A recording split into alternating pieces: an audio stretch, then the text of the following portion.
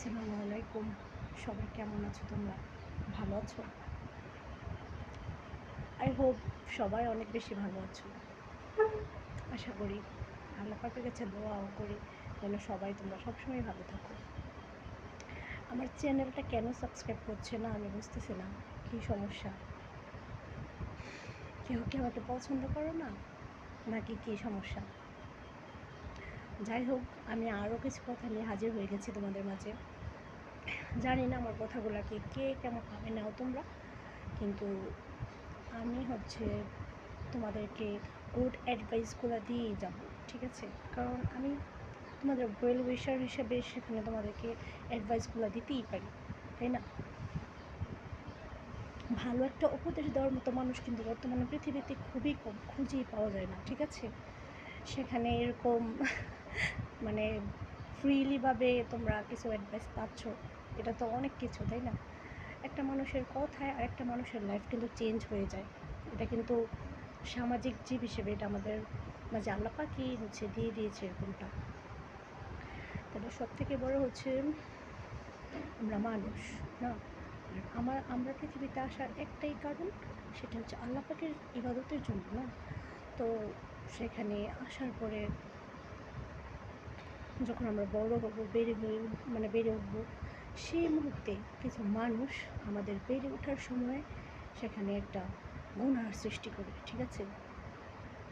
সেখানে ফার্স্টে তোমাকে অফার করবে প্রেমের, মানে খুবই খুবই তোমার জন্য পাগল থাকবে, খুবই তোমাকে মানে রেসপেক্ট করবে, লাভ করবে, কেয়ারিং করবে, সব কিছু শেয়ার করবে। ওরে বাবা, মানে বলার মতো না। এর কয়েকদিন পরে, কিছুদিন পরেই সব কিছু শেষ করে দিবে আবার। এরকম কিছু মানুষের ক্যারেক্টার আছে, ঠিক আছে? সেটা ছেলেদের ক্ষেত্রেই বর্তমানে বেশি। হ্যাঁ, তো একটা ছেলে যেখানে একটা মেয়েকে মূল্যই দেয় না, কোনো দামই দেয় না, মেয়েদেরকে সস্তা মনে করে, ঠিক আছে? একটা মেয়ে তার জন্য এত পাগল জেনেও সেখানে সে কোনো রেসপন্স করে না, কোনো কিছু করে না, এত বেশি অহংকার, এত বেশি দাম্ভিকতা দেখায়। সেখানে একটা মেয়ের এটা জানার পরেও কিন্তু সেখানে ইনভলভ হওয়া মোটেও উচিত না, মোটেও ঠিক না, না। তবুও আমরা কী করি বোকাদের মতো? সে চায় না তাকে নক করা হোক, বা তাকে নক করলে সে নিজেকে বড় মনে করে। তাকে বড় মনে করায় দেওয়াটাই মূলত আমাদের নক দেওয়াটাই সে মানে নিজেকে বড় মনে করে। তো এরকম কি হতে পারে না যে আমরা তাকে নক দেব না, বরং সে যেন নক দেয়, ওরকমভাবে চলাফেরা করবো, ওরকম স্ট্যাটাস নিয়ে ওরকমভাবে চলাফেরা করবো, কোনো অহংকার বা দাম্ভিকতা নিয়ে না। এটা বোঝানোর জন্য যে না, আমরাও মানুষ, ঠিক আছে? ভালোবাসাটা কোনো পাপ না, ভালোবাসা যায় কিন্তু পবিত্রভাবে। অপবিত্রভাবে ভালোবেসে সেখানে কয়েকদিন পর ছেড়ে দিবে, আবার তোমাকে ইগনোর করবে,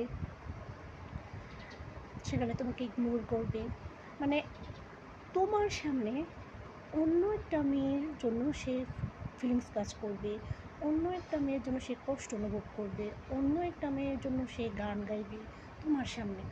তুমি তাকে এত ভালোবাসো জানার পরেও সে তোমাকে কোনো মূল্যায়ন না করে, কোনো রেসপেক্ট না করে সেখানে অন্য একটা মেয়েকে সে প্রাধান্য দেবে তোমার সামনে। এগুলো তোমার কি মানে নেওয়ার দরকার আছে? কোনো প্রয়োজনই নেই, ঠিক আছে? এগুলো নেওয়ার কোনো প্রয়োজন আছে? তুমি তাকে নক করো বিদায়, বা তুমি তাকে রেসপন্স করলেই তো সে শুট করার সুযোগ পাবে, সাহস পাবে না? আমরা যদি তাকে ধরো যে নকই না করলাম, কোনো মানে সে নক করলে কোনো রেসপন্সই না করলাম, হলেই তো হয়। মানে আমরা মূলত এটা আমি বলার জন্য তোমাদেরকে কিছু অ্যাডভাইস দেওয়ার জন্য এটা বলার জন্য আসছি যে ধরো একটা ছেলে একটা মেয়ের লাইফে আসার আগে যেমনটা ফিল হয়েছে বা যেমনটা ছিল এরকমটাই না। একটা মানুষ চেঞ্জ হয়ে গেলে, একটা ছেলে চেঞ্জ হয়ে গেলে ওরকমটাই নিজের মাঝে ফিলিংস কাজ করাবা যে না, সে ছিল না, এরকমটাই মনে করবো। কেন একটা মানুষের জন্য শুধু শুধু লাইফটাকে আমি সেখানে আমার নিজের লাইফটাকে অমূল্যায়ন করব? আমার লাইফের দাম আছে, আল্লাহ পাক আমাকে একটা জীবন দিছে, আমাকে জান্নাত পাওয়ার পেতে হবে না? সেখানে একটা ছেলের পিছনে ঘুরে থাকে, এত বেশি রেসপেক্ট, এত বেশি প্রাধান্য দেওয়ার পরেও যেহেতু তার মন পাইলাম না, সেখান থেকে ফিরে আসাটা ডেফিনেটলি বাধ্যতামূলক, অবভিয়াসলি বাধ্যতামূলক, ঠিক আছে? সেখানে ইনভলভ না হওয়াটাই ভালো। তো আমার কথা এটাই যে কোনো মানুষের পিছনে না ঘুরে নিজেকে সময় দেওয়া, নিজের ফ্যামিলিকে সময় দেওয়া, ওই মানুষটার কথা না ভেবে, এটাই। আল্লাহ হাফেজ।